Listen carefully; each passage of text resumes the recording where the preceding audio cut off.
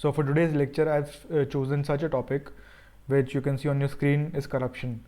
So why corruption? First of all, corruption is something जो बहुत बार पूछा भी जा सकता है और something which is plaguing the society since times immemorial, कब से चलता हुआ आ रहा है, ठीक है. एंड सेकेंडली करप्शन के अपने लीगल इम्प्लीकेशंस भी हैं. At the same time it has socio and economic implications as well. तो हमने करप्शन की हेडिंग ऐसी दी, corruption as a socio economic offence in India. इसको हम ऐसे समझेंगे कि करप्शन को हम एक लीगल बैकग्राउंड भी लेके चलेंगे उसका साथ साथ, क्योंकि obviously it is a socio economic crime. अगर आपने एलएलएम में आपके पास ये सब्जेक्ट था तो you must have read about this. और हम सोशल और इकोनॉमिक इम्प्लीकेशंस भी करप्शन के पढ़ेंगे, कि वो सारी चीज़ें हमारी एक होलिस्टिक व्यू हमारा जो है इसके अंदर बन जाए और क्लियर हो जाए, तो उसको हम प्रोड्यूस कर पाए अपने पेपर के अंदर. तो first of all when we talk about corruption कहाँ से आया है. वर्ड जो है corruption has been derived from the Latin, which Latin says corruptio, meaning moral decay. यानी कि मॉरल वैल्यूज़ जो हैं वो एकदम ख़त्म हो चुकी हैं. मोरालिटी जो थी, विकेड बिहेवियर, प्यूट्रिडिटी और रिमोटनेस. कोई बंदा विकेड बिहेवियर के अंदर इंडल्ज कर रहा है, ठीक है. विकेड क्या होता है? जो नॉर्मली उसको नहीं करना चाहिए. नॉर्मली एक अच्छा मॉरल इंसान क्या करेगा? वो विकेड बिहेवियर में इंडल्ज नहीं करेगा. प्यूट्रिडिटी और रिमोटनेस. प्यूट्रिडिटी मतलब गल सड़ जाना बिल्कुल. Generally speaking it refers to illegitimate activities such as taking bribes, taking giving of bribes, using force to extort money, embezzling funds, cheating, evading taxes, using position and power for the vested interest and laundering of money. तो ये चीज़ें इसमें important है. एक चीज़ clear हो जानी चाहिए कि एक चीज़ होती है ब्राइबरी. तो bribery is not corruption. Bribery is just one type of corruption बोल सकते हो. एक तरीके का करप्शन है. करप्शन कई तरीके से हो सकता है, वो हम आगे वाली स्लाइड्स में पढ़ेंगे. तो क्या बोलता है कि it refers to illegitimate activities. Legitimate activities नहीं है, such as taking and giving of bribes, रिश्वत देना किसी को या रिश्वत लेना. Using force to extort money, किसी से ज़बरदस्ती आप उसको डरा धमका के उससे पैसे ले रहे हो. किसी को ऐसी पोजीशन में रख रहे हो आप, फिड्यूशियरी रिलेशनशिप कह लो. आपके पास कोई काम के लिए आया है, आप पब्लिक ऑफिस में हैं और आपको आप ही उसका काम कर सकते हैं. तो ऑब्वियसली आप उसको कहीं ना कहीं फोर्स कर रहे हैं कि भाई मेरे को पैसा दे तो मैं आपका काम करूँगा. Embezzling funds, cheating, evading taxes, using position and power for the vested interest and laundering of money. तो ये सारी चीज़ें हैं जो हमारी करप्शन का एक पार्ट है. अब डेफिनेशंस पे आते हैं, क्योंकि आप जब स्टार्ट करेंगे अपना ऐसे तो ऑब्वियसली आपको डेफिनेशंस के बारे में बात करनी पड़ेगी. एक पर्टिकुलर आपने वर्ड बता दिया कि कैसे वर्ड आया है, उसके बाद coming to definitions. Now Bouvier, ये लॉ डिक्शनरी है, defines corruption as an act done with the intent to give some advantage inconsistent with the official duty and rights of others. अब एक चीज़ इसमें इम्पॉर्टेंट है कि corruption is generally associated with your office. World bank भी इसको define करता है, जो डेफिनेशन बहुत फेमस है, आपको इंक्लूड करनी ही करनी है. वर्ल्ड बैंक क्या बोलता है? It defines it as the use of public office for private profit. यानी कि ऑफिस का नेचर क्या है? पब्लिक नेचर का ऑफिस है. पब्लिक नेचर का ऑफिस क्या है? सिंपल सी बात है कि पब्लिक ऑफिस है तो वो पब्लिक के लिए ही काम होगा उसके लिए, बट उसका यूज़ आप अगर प्राइवेट प्रॉफिट के लिए कर रहे हैं तो दैट इज़ करप्शन. मेरे पास कोई काम कराने आया, मैं उसका काम, मेरी ड्यूटी है काम करना, बट मैं नहीं करता. मैं उसे बोलता हूँ कि मुझे तो आप 2 लाख रुपए दीजिए, उसके बाद मैं करूँगा, तो वो 2 लाख मेरा प्राइवेट प्रॉफिट है ना. तो that is what public office for private profit. Black law dictionary क्या बोलती है? Defines it as an act of an official और फिड्यूशियरी पर्सन. एक ऑफिशियल है या फिर फिड्यूशियरी पर्सन है, ऐसा कोई इंसान जो ट्रस्ट में आपके है. Who unlawfully and wrongfully uses stature और character to procure some benefit for himself और फॉर अनदर पर्सन. या तो अपने लिए कोई बेनिफिट ले रहा है या फिर किसी और के लिए, अपने किसी भाई के लिए, भतीजे के लिए, माँ बाप के लिए, किसी भी रिलेटिव के लिए, जिसको हम नेपोटिज्म का नाम दे देते हैं आजकल. himself or another person contrary to the duties and rights of others. Now this is important. Contrary to the duties and rights of others का मतलब क्या है? कि जो उसको प्राइवेट प्रॉफिट जो हो रहा है, इंसान को पर्सनल प्रॉफिट जो हो रहा है, वो ऐसा प्रॉफिट है कि वो दूसरे के अगेंस्ट हो रहा है. एक बंदा जनरली उस चीज़ को डिजर्व करता था या नहीं भी करता था.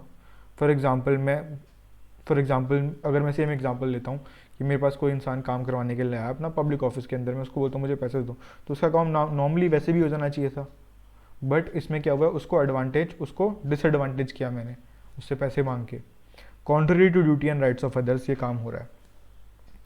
नाउ 1962 में एक कमेटी बनाई थी, संतनम कमेटी जिसको हम बोलते हैं, तो उसने काफ़ी करप्शन के बारे में चीज़ें बताई, रिफॉर्म्स इंट्रोड्यूस करे कि ऐसे ऐसे करप्शन कैसे हो रहा है इंडिया में, कितने लेवल पे कितना बुरी तरीके फैल चुका है और कैसे हम उससे डील कर सकते हैं।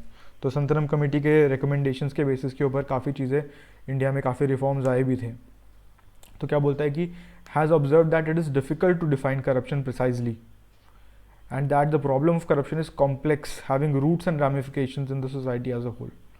तो क्या बोल रहे हैं कि रूट्स एंड रामिफिकेशंस, यानी कि करप्शन की जड़ें इतनी ज़्यादा फैल चुकी हैं सोसाइटी के अंदर, इतना बुरी तरीके से रामिफिकेशंस यानी कि जाल की तरह एकदम सोसाइटी में फैल चुका है। इट इंक्लूड्स इम्प्रॉपर और selfish exercise of power and influence attach to public office for the special position one occupies in public life. तो वही चीज़ उसी चीज़ को इन्होंने रिपीट किया है दूसरे वर्ड्स के अंदर। नाउ दिस इज़ इम्पॉर्टेंट, ये आपके लीगल पर्सपेक्टिव से भी इम्पॉर्टेंट है और अपना जीएस में भी आप इसको इंक्लूड कर सकते हैं। Section 7 talks about corruption. क्या बोलता है, corruption is an act of acceptance और डिमांड ऑफ इलीगल ग्रेटिफिकेशन, ऐसी ग्रेटिफिकेशन जो लीगल नहीं थी, अपने आप को आप अपनी फुलफिलमेंट कर रहे हो, कैसे, इलीगली, जो आप नॉर्मली नहीं करना चाहिए था आपको। Doing an official act, public office के अंदर एक पब्लिक सर्वेंट इलीगल ग्रेटिफिकेशन में एंगेज कर रहा है अपनी, तो दैट इज करप्शन।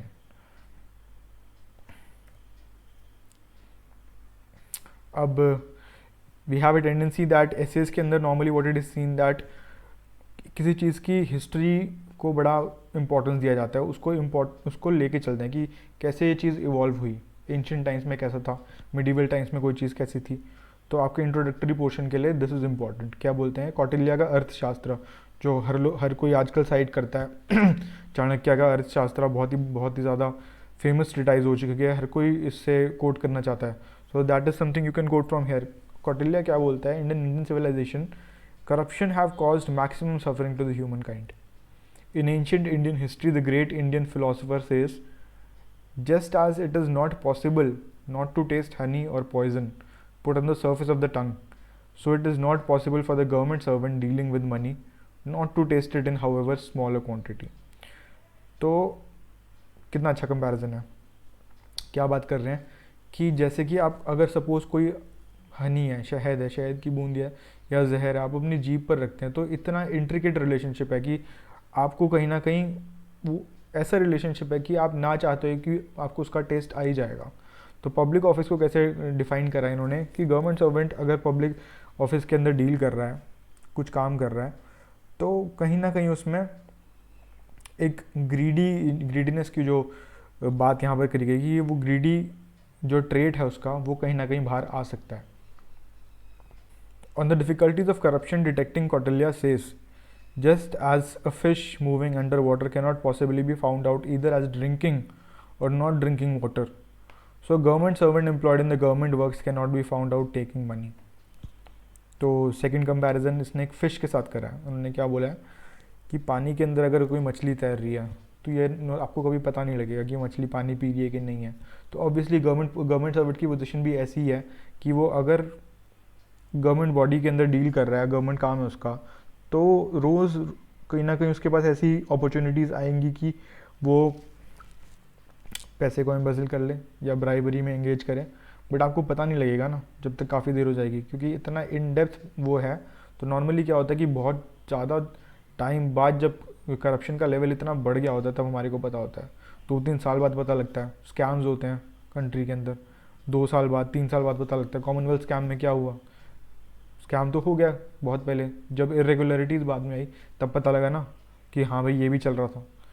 सो कितना ब्यूटीफुली 2 इंस्टेंसेस देके इन्होंने, फर्स्ट ऑफ ऑल इन्होंने बताया कि ग्रीडीनेस का ट्रेट, इन्होंने बताया कि ग्रीडीनेस वाले जो आपके इमोरल ट्रेट्स हैं वो कहीं ना कहीं अराइज हो जाते हैं। सेकेंडली करप्शन का हिडन कैरेक्टर बताया कि कैसे करप्शन छुपा हुआ है और बहुत देर होने के बाद भी पता लगता है कि हाँ ये चीज़ हो रही थी। अब coming to the western concept of corruption, when we talk about this concept, it was discussed at length in State versus Barnett. तो ये आपका इंपॉर्टेंट केस है जो आप लिखेंगे, in which it was held that corruption as something against और forbidden by law, या तो लॉ के अगेंस्ट है या फिर लॉ ने उसको फॉरबिड ही कर दिया है, दो चीज़ें हैं। और मॉरल टर्बिट्यूड, मॉरल टर्बिट्यूड वही इमोरल है। और exactly opposite of honesty involving international disregard of law for improper motives. It covers the act of an officer in accepting a bribe, इस वाले एक्ट को भी ये कवर करता है। It covers every class of crimes amounting to felony when intentionally committed by a ministerial और judicial officer. तो ये छोटा सा एक जो पैराग्राफ लिखा हुआ है कि पब्लिक ऑफ, इसमें आपको कुछ चीज़ें याद करनी है कि करप्शन जनरली क्या होगा, पब्लिक ऑफिसर करेगा, पब्लिक ऑफिस उसमें एंगेज होगा, और जो ग्रेटिफिकेशन होगी वो इलीगल होगी, आपकी प्राइवेट नेचर की होगी। तो that is something you need to remember. अब कोई जज है, ठीक है, या कोई पब्लिक सर्वेंट है, if they engage in certain kind of activities obviously that will amount to corruption.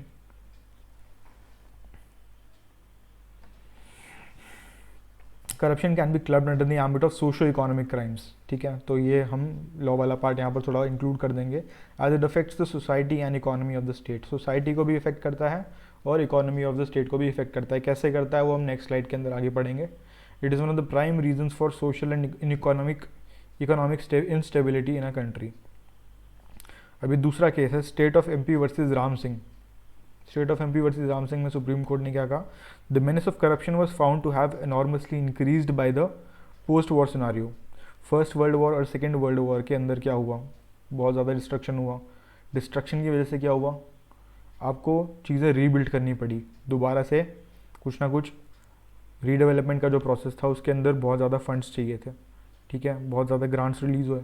उस टाइम पे लोगों की पोजीशन ऐसी थी कि हर कोई अपने आप को बिल्ड करना चाहता था। तो उस चक्कर में क्या हुआ, लोगों ने private accumulation of money start कर दिया। क्या लिखा है मैंने, even after the war the opportunities for corruption continued at large amounts of government surplus were required to be disposed by public servants as a consequence of control and extensive schemes of post-war reconstruction involving the disbursement of huge sums of money which lay in control of public servants. तो public servants के हाथों में था सब कुछ, giving them a wide discretion with the result of luring them to the glittering shrine of wealth and property. तो कितना अच्छे से बताया है कि ग्रीड कैसे इंसान को करप्ट कर देती है। तो ये बताया कि जो पब्लिक सर्वेंट्स थे उनके पास ह्यूज सम्स ऑफ मनी थे, तो उनका डिस्पर्समेंट में उनको अपनी इच्छा थी जैसे मर्जी करो, तो वो अपने अपने बैंक्स को ही फिल करने लग गए। तो पोस्ट वॉर सिनेरियो के अंदर ये काफ़ी बढ़ गया। सांथनम कमिटी अगेन, ये this is Mr Santhanam, 1962 examined the problem of corruption, observed that there is widespread impression that failure of integrity is not uncommon among ministers and that some ministers who have held office during the last 16 years have enriched themselves illegitimately, obtained good jobs for their sons and relations through nepotism, and have reaped other advantages inconsistent with any notion of purity in public life. तो क्या बोलते हैं, सांथनम committee recognises कि Indian government के हर रंग के अंदर, ministerial रंग के अंदर भी करप्शन हो रहा है। क्या हुआ है कि लास्ट 16 ईयर्स के अंदर, 1962 से पहले की बात हो रही है ये, लास्ट 16 ईयर्स के अंदर क्या हुआ कि जो मिनिस्टर्स हैं उन्होंने इललेजिटिमेटली अपना पब्लिक ऑफिस को ऐसे यूज़ करा है कि अपने जॉब्स के, अपने सन्स के लिए जॉब्स, रिलेशंस के लिए अच्छी अच्छी पोजीशंस उन्होंने अपने पावर की वजह से निकाल ली या सिक्योर कर ली। अब अलग अलग टाइप्स ऑफ करप्शन की हम बात करते हैं। अलग अलग टाइप ऑफ करप्शन क्या है। फर्स्ट, जिसको जो सबसे कॉमन है, जो हम देखने को मिलता है, हम करप्शन को हम कई बार ब्राइबरी की तरह बोल देते हैं। So bribery is just one type of corruption, involves the improper use of gifts and favours in exchange for personal gain. Personal gain के एक्सचेंज में आप किसी को गिफ्ट दे रहे हैं, पैसा दे रहे हैं, ठीक है। This is also known as kick backs और in the Middle East as बख्शीश। वेस्टर्न कंट्रीज में ब्राइबरी को किक बैक्स भी बोलते हैं, मिडिल ईस्ट में बख्शीश भी बोलते हैं। It is a common form of corruption. The types of favours given are diverse and may include money gifts, sexual favours, company shares, entertainment, employment and political benefits. तो bribery just पैसे की वजह से नहीं होता है, that is something to keep in mind here. Bribery can be done with the help of other methods also, for example giving gifts, money नहीं दिया, पैसे नहीं दिया, गिफ्ट दे दिया, या फिर आपको एक ऐसी पोजीशन में डाल के सेक्सुअल फेवर आपसे मांग रहे हैं, company shares, entertainment, political benefits चाह रहे हैं, तो that is all form of bribery. Second क्या है, एम्बेजलमेंट, थेफ्ट या फ्रॉड। अब ये कैसे होगा? एम्बेजलमेंट क्या होता है कि बहुत सारे फंड्स आपके शेयर्स हैं या फंड्स हैं एक बैंक में हैं, पड़े हुए हैं, रखे हुए हैं, आपने सेव कर रहे हैं, किसी ने उसको आपको अपनी पोजीशन के अंदर आपकी क्या बोलेंगे, आपकी पोजीशन, अपनी पोजीशन को यूज़ करके आपके उन सारे फंड्स को निकाल लिया। Involve someone with access to funds और assets illegally taking control of them. अब गवर्नमेंट के फंड्स मेरे हाथ में थे, गवर्नमेंट ने फंड रिलीज़ करे, मेरे को वो डिस्ट्रीब्यूट करने किसी जगह पे, ठीक है। तो अब उसको, उस फंड्स में से मैंने अपने लिए कुछ चीज़ें निकाल ली, तो मैंने उनको एम्बेजल कर लिया। सो that is another form of corruption. जिस चीज़ के लिए वो बने थे वो तो उसके लिए यूज़ नहीं हुए ना, मैंने उनको प्राइवेट प्रॉफिट के लिए यूज़ कर लिया। कैसे? अपने पब्लिक ऑफिस से। Involve someone with access to funds और assets illegally taking control of them और using deception to convince the owner of funds और assets to give them to an unauthorised party. या फिर मैंने ऐसे इंसान को इन्फ्लुएंस कर दिया कि भाई आप ये फंड्स किसी और को दे दो। So that is embezzlement, theft या फिर फ्रॉड जिसको हम बोलते हैं। Third is grafts. ग्राफ्ट क्या है? This political act is well known and now global form of political corruption, being the unscrupulous and illegal use of politicians' authority for personal gain. When funds intended for public projects are intentionally misdirected in order to maximize the benefits to illegally private interests of the corrupted individual. तो grafts are basically funds which are release for a public project. For example अगर मैं example दूं, चार धाम मार्ग जो बन रहा है उत्तराखंड के अंदर, या फिर कोई भी हाईवे प्रोजेक्ट बन रहा है, उसके लिए गवर्नमेंट कुछ ना कुछ फंड रिलीज़ करेगी। अब उस फंड को, कॉमनवेल्थ का एग्जाम्पल ले लो, कॉमनवेल्थ के गेम्स के अंदर क्या हुआ, certain amount of fund was released. अब उसको आपने, कलमाड़ी जी ने क्या करा, उसको यूज़ करा पर प्रॉपर पूरी तरीके से यूज़ नहीं करा। क्या हुआ, कुछ पार्ट अपने लिया, अब वो सारी चीज़ें बाद में निकल के आई ना, स्कैम जो हुआ। तो that is what is graft, कि जो फंड्स रिलीज़ हो रहे हैं गवर्नमेंट के थ्रू, वो आप अपने प्राइवेट या पर्सनल प्रॉफिट के लिए आप उसको यूज़ कर लो, rather than using it for the purpose for which it was released. दूसरा है influence peddling. It is the illegal practice of using one's influence in government और connections with persons in authority to obtain favours और preferential treatment for another, usually in return for payment. Self explanatory है। Favouritism, nepotism and clientelism, ये हमने पढ़ी रखा है। Nepotism में कोई अपनी पावर को ऐसे यूज़ कर रहा है कि अपने रिलेशंस को, अपने भाई बंधुओं को, ठीक है, अपने मदर फादर को एक बेनिफिट देने की कोशिश कर रहा है अपनी पब्लिक ऑफिस की वजह से, अपने फैमिली मेम्बर को एक अच्छी पोजीशन पे आप डाल रहे हो, तो दैट इज़ नेपोटिज्म या फेवरेटिज्म।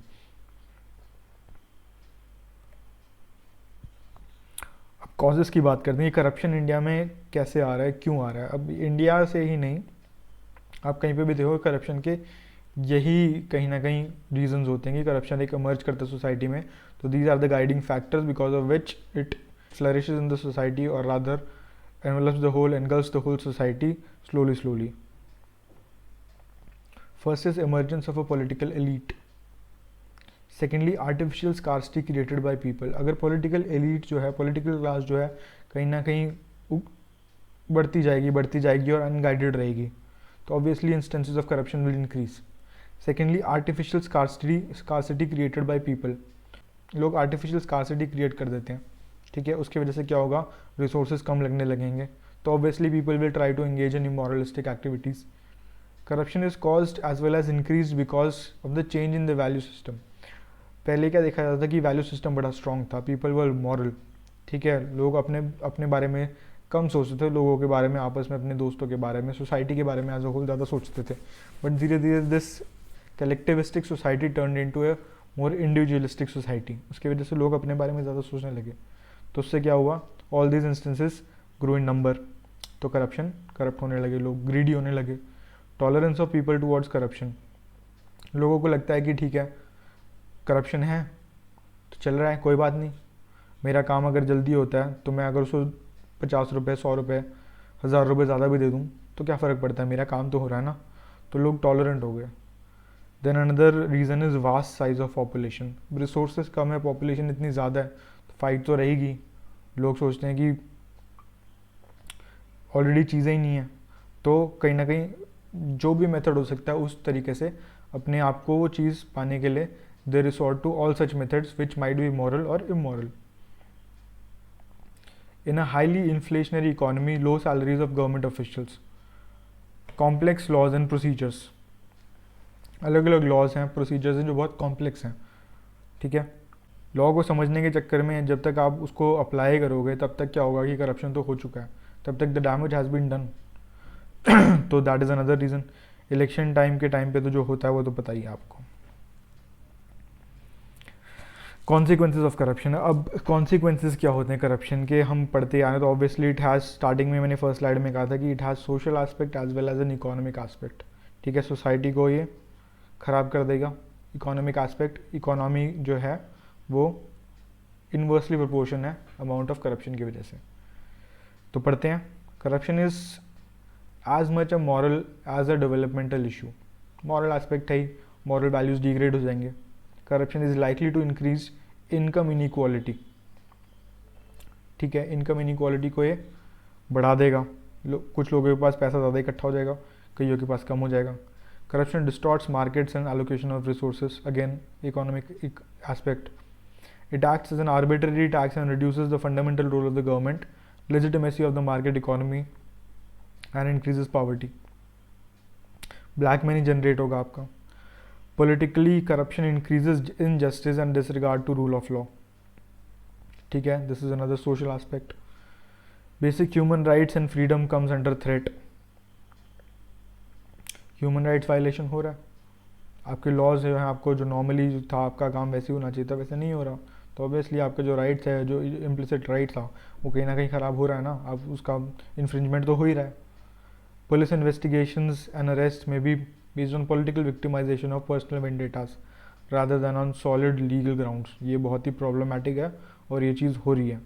पुलिस आपकी जेब में है तो क्या होता है, आप कहीं ना कहीं पुलिस को ऐसे इन्फ्लुएंस कर सकते हैं उनकी, अगर if you can bribe the police तो क्या होगा, आप अपना पर्सनल वेंडेटा निकालने के लिए कैसे भी आप लॉ को मोल्ड कर सकते हैं, चेंज कर सकते हैं. होता ही है, not in the longer run but slowly धीरे धीरे कुछ ना करके माइन्यूट लेवल्स के ऊपर ये चीज़ें होती हैं. Commenting on the social political consequence of corruption, the Supreme Court of India observed that corruption in a civilize society was disease like a cancer. तो सुप्रीम कोर्ट ऑफ इंडिया ने इसको कितना ब्यूटिफुली कैंसर से compare कर दिया है. Cancer से क्यों कंपेयर करा है? If not detected in time it was sure to turn the polity malignant leading to disastrous consequences. तो कैंसर क्या होता है कि स्लोली फर्स्ट ऑफ ऑल एकदम से पता नहीं लगता है, जब तक बहुत देर नहीं हो गई होती है उससे पहले कैंसर का पता नहीं लगता है. तो एक हिडन ट्रेड बताया करप्शन का. सेकेंडली क्या बोला कि it has the tendency to engulf the whole body. Cancer की एक बार इंक्रीज हो गया और मेलिग्नेंट हो गया, फैलने लग गया, तो फिर वो फैलता जाएगा. तो वही इन्हें करप्शन का नेचर बताया कि कैसे अगर एक बार फैलने लग गया तो पूरी सोसाइटी को, इकोनॉमी को ख़राब कर देगा. तो this is something which you can include in a paper. अब ये कुछ स्कैम्स हैं जो ओवर द ईयर्स हुए हैं, इन सब के नाम तो आपको पता ही है, उनके सामने फिगर्स भी रखा हुआ है कि कौन से कितने अमाउंट के स्कैम्स हुए हैं. तो मोस्ट रिसेंटली जो आपका विजय माल्या वाला और नीरव मोदी वाला स्कैम है, तो you can write about those also. Corruption is strongly negatively associated with the rate of economic growth. हमने पढ़ा है ऑलरेडी, जितना करप्शन बढ़ेगा उतनी इकोनॉमी आपकी गिरती जाएगी, ख़राब होती जाएगी. Corruption reduces the returns of productive activities. If the returns to production fall faster than returns to corruption, it will result in a lower stock of producible inputs like human capital in corrupted countries. This opportunity for increased inequality not only generates psychological frustration. इसका result क्या होगा कि लोग psychologically frustrate हो जाएंगे. ठीक है, jobs होंगी नहीं. क्या होता है, अब सब कुछ ट्रांसपेरेंट मैनर में होना चाहिए कायदे से देखा जाए तो, बट ऐसा नहीं होता है. तो that will result in more mentally upsetting scenarios. ठीक है, डिप्रेशन में लोग जाने लगेंगे. तो that is something which is again from the social to economic to a psychological perspective of what corruption can lead to. अब ये कुछ रेमेडियल मेजर्स हैं कि कैसे आप करप्शन को किसी सोसाइटी के अंदर, किसी कंट्री के अंदर कम कर सकते हैं। पहले कहते हैं पब्लिक अवेयरनेस बढ़ाओ कि करप्शन एक सही चीज़ नहीं है, ख़राब चीज़ है, लोगों को जागरूक करो। Understand and start to believe the value of ethics and morality. Secondly, जो वैल्यू सिस्टम डिग्रेड हो रहा है slowly, we need to start rebelieving in to that.